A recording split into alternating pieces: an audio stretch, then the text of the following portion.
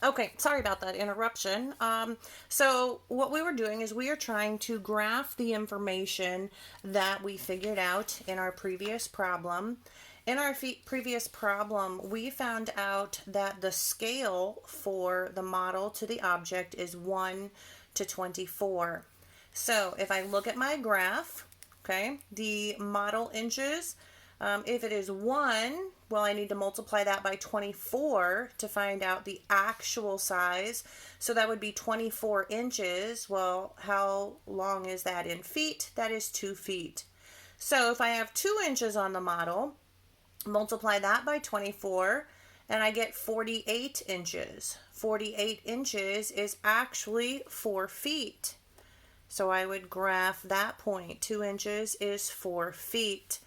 Okay, 3 inches on the model. 3 times 24 is 72. 72 inches is how many feet? It is 6 feet. And we can see a pattern that is developing on the graph. Okay, so that pattern is going to continue in that direction. Okay, now I have to take a look at how close am I going to go to 0 here. Okay, so less than an inch, so let's say a half inch would be about right here. So 1/2 times 24 would make 12 inches. 12 inches is going to be about 1 foot.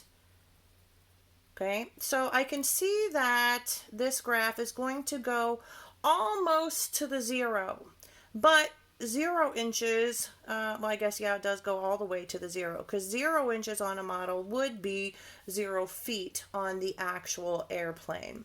So what we find out here then is that every point on the graphed line that we made represents a length on the actual airplane and its corresponding measure on the model. Here we look at another example. It says Sophia is molding a model of a car from clay. The scale of the model is 1 to 36. If the height of the car is 4 feet 6 inches, what should be the height of the model in inches? So what I'm going to do is I am going to make a ratio box. And for that ratio box, we're going to have scale. And we're going to have measure, so that's the actual measurement. And then we're going to have the model and the car. So it tells me that the scale of the model is 1 to 36. Well, the model is going to be the smaller one. The car is going to be the larger object here. So the model gets the smaller number, 1 to 36.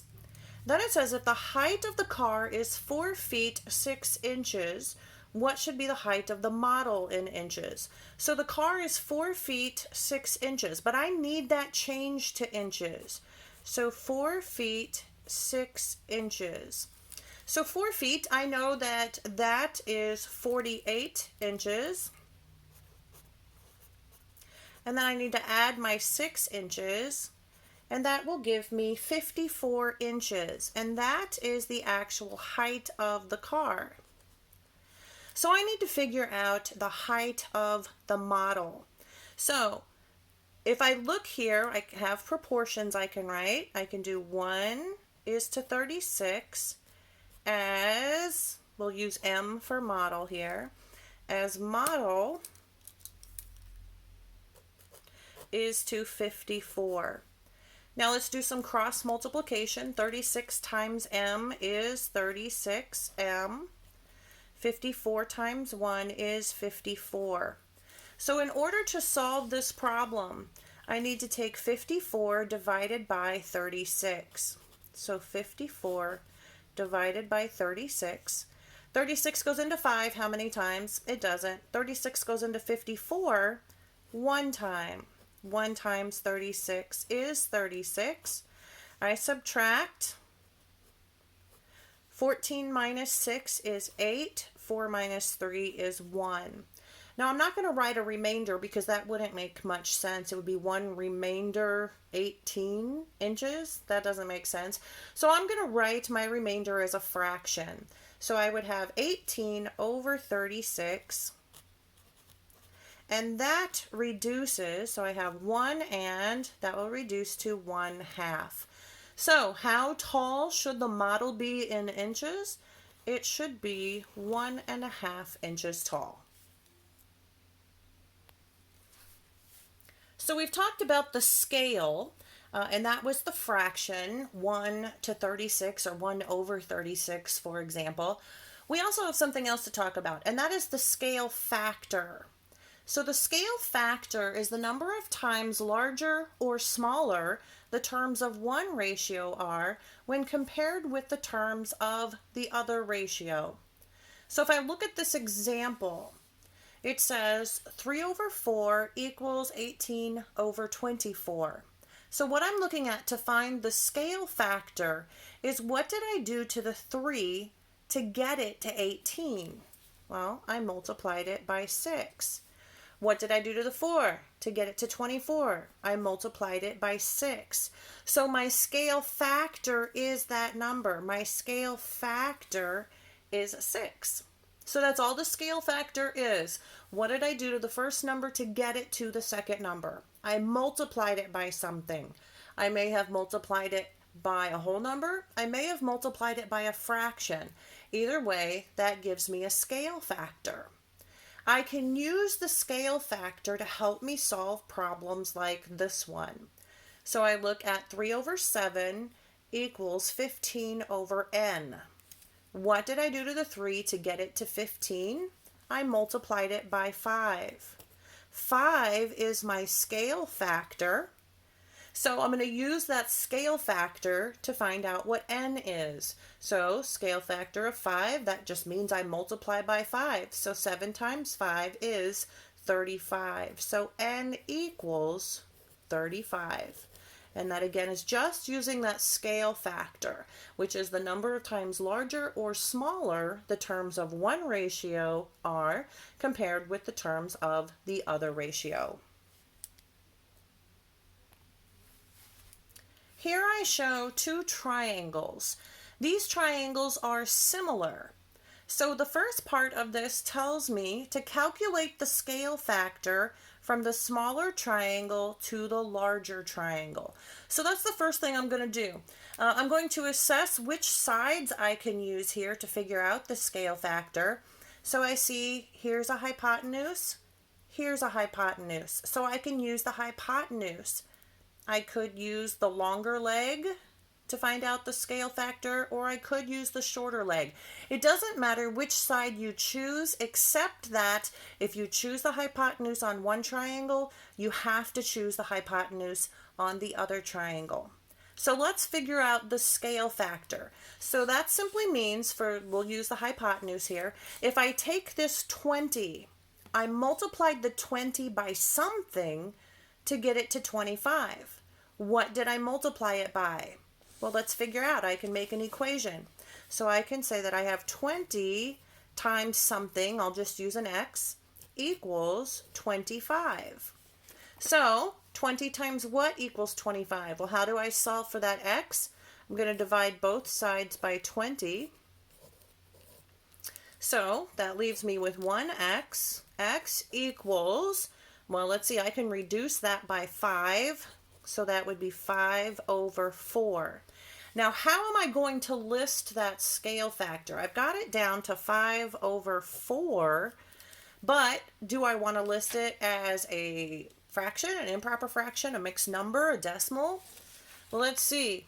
We express the scale factor in decimal form unless we're directed otherwise. So let's go back up to our example. 5/4, let's make that into a decimal number.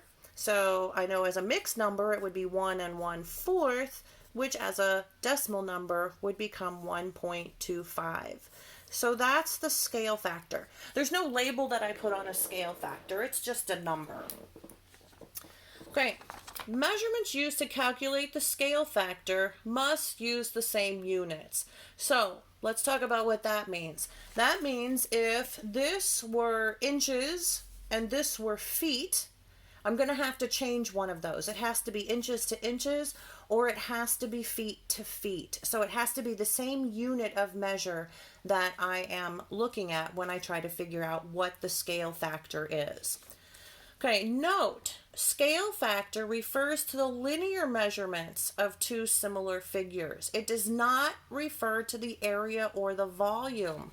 So the area would be the scale factor squared. The volume would be the scale factor cubed. So we're going to go look at example 5 to practice this. Here's example 5. This is on page 678 in your book. What it says is the smaller of two similar rectangular prisms has dimensions of 2 centimeters by 3 centimeters by 4 centimeters. The larger rectangular prism has dimensions of 6 centimeters by 9 centimeters by 12 centimeters. So what are we asked to find? A, what is the scale factor from the smaller to the larger rectangular prism? B, the area of any face of the larger prism is how many times the area of the corresponding face of the smaller prism? And C, the volume of the larger solid is how many times the volume of the smaller solid? The first thing that we're going to want to do to solve this problem is to go ahead and draw a diagram. So I made two rectangular prisms, a 2 centimeter by 3 centimeter by 4 centimeter, and then a 6 centimeter by 9 centimeter by 12 centimeter. So the first part says, what is the scale factor from the smaller to the larger? So remember, scale factor means we're going to take a look at one side and compare it to the corresponding side on the other figure.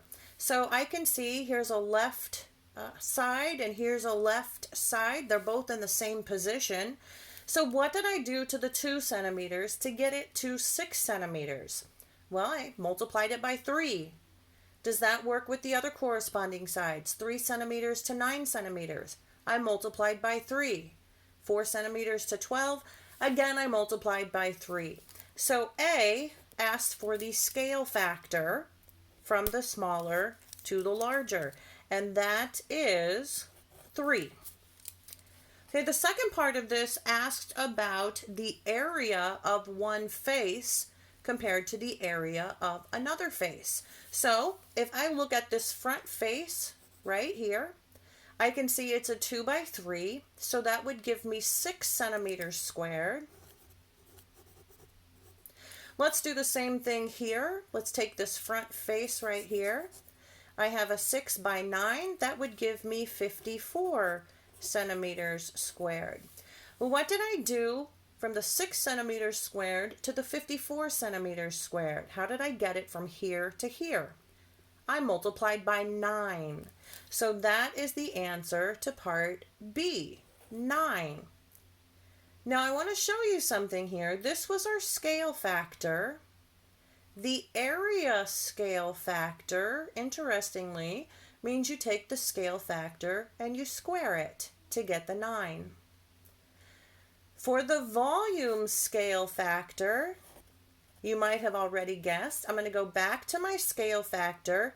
Volume, we know, is measured in cubic units, so I'm going to cube the scale factor. So that would mean 3 cubed. Well, what is 3 cubed? It is 27. So 27 is my volume scale factor. So find the scale factor, use corresponding sides. To find the area the area scale factor, I square it. To find the volume scale factor, I cube it. Okay, that concludes lesson 98. Enjoy!